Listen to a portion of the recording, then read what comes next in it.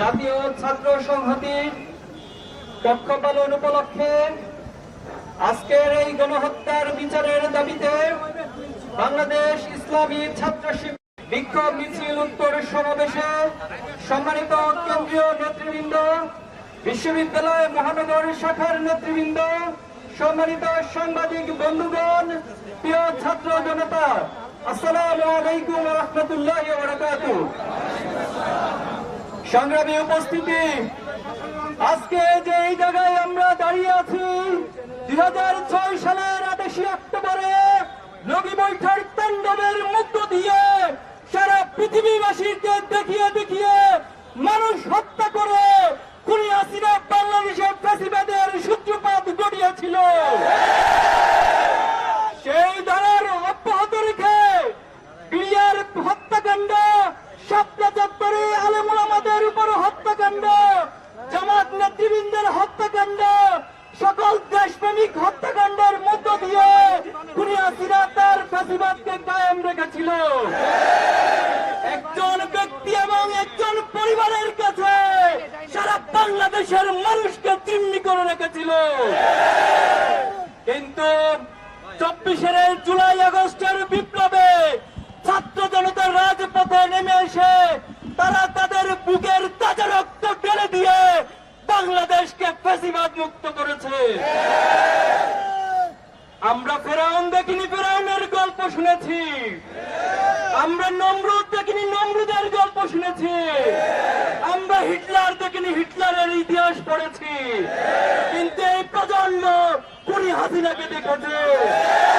এই প্রজন্ম খুনি হাসিনা ফ্যাসিস্ট দোসরদেরকে দেখেছে।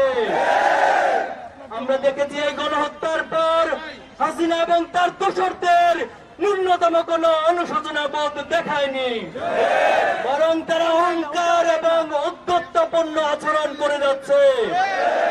আমরা আজকের এই সমাবেশ থেকে বলতে চাই, শহীদের যে তামান্না নিয়ে ছাত্র জনতা বুকের রক্ত দিয়ে ফ্যাসিবাদ মুক্ত করেছে, বাংলাদেশে অদূর ভবিষ্যতে এই ফ্যাসিবাদকে সহ্য করবে না, করবে না।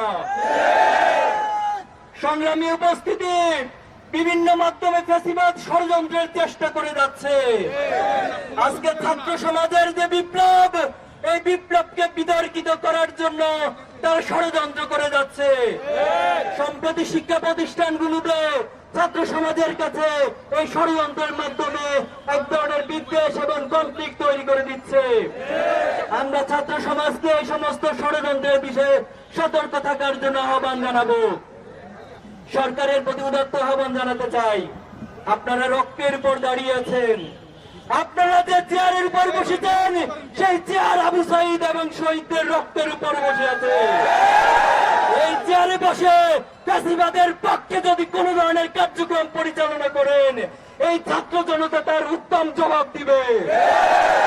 আপনারা অতি দ্রুত বিচারের ব্যবস্থা গ্রহণ করুন। বিচারের ধীরগতি লক্ষ্য করছি আমরা। সেই সাথে মামলা বাণিজ্যের মধ্য দিয়ে এক ধরনের দোষর নব্য ফ্যাসিস্ট আসামিদেরকে জামিন দেওয়ার তথ্য আমরা পেয়েছি। আমরা আবারও বলছি, ছাত্র জনতা কোনোভাবে বসে থাকবে না এই সমস্ত কার্যক্রম দেখে। সংগ্রামী উপস্থিতি, আজকে যে প্রজন্ম, এই প্রজন্মকে আপনারা বোকা ভাববেন না। আমাদের ইসলামী ছাত্র শিবিরকে আদর্শ দিয়ে মোকাবেলা না করে বারবার চেতনার কাঠ দিয়ে মোকাবেলা করার চেষ্টা করা হচ্ছে।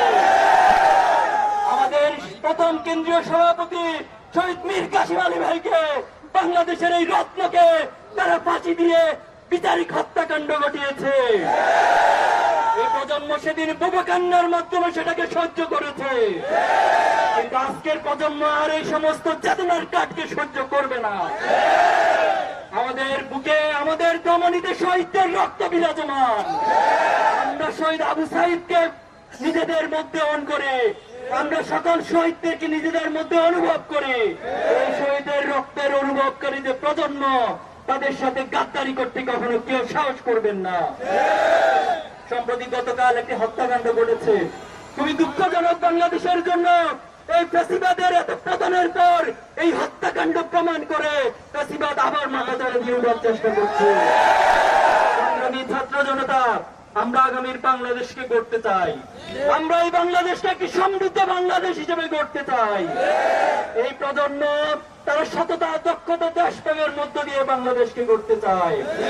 আমরা ইব্রাহিমের উত্তরসূরি, আমরা ইসমাইলের উত্তরসূরি, আমরা শাহজালাল শাহপরানের উত্তরসূরি, আমরা সালাউদ্দিন আইয়ুবীর উত্তরসূরি, আমরা শহীদ সাব্বির আইয়ুব থেকে শুরু করে শেষ পর্যন্ত শহীদ আব্দুল্লাহ পর্যন্ত সকল শহীদের উত্তরসূরি। এখন আমরা বলতে চাই, আগামী দিনের যে বাংলাদেশে যারা নেতৃত্ব দিবেন, বাংলাদেশকে যারা পরিচালনা করবেন, আগামী দিনের বাংলাদেশ হবে সততার বাংলাদেশ, আগামী দিনের বাংলাদেশ হবে দক্ষতার বাংলাদেশ, আগামী দিনের বাংলাদেশ হবে শহীদ প্রজন্মের বাংলাদেশ, আগামী দিনের বাংলাদেশ হবে দেশপ্রেমিকদের বাংলাদেশ। আজকের এই মিছিলোত্তর সমাবেশে সকলকে অংশগ্রহণের জন্য ইসলামী ছাত্র শিবিরের পক্ষ থেকে আন্তরিকভাবে ধন্যবাদ এবং কৃতজ্ঞতা জানিয়ে আমরা আমাদের আজকের সমাবেশ এখানে সমাপ্ত ঘোষণা করছি। আপনাদের সবাইকে ধন্যবাদ। বাংলাদেশ জিন্দাবাদ, ইসলামী ছাত্র শিবির জিন্দাবাদ।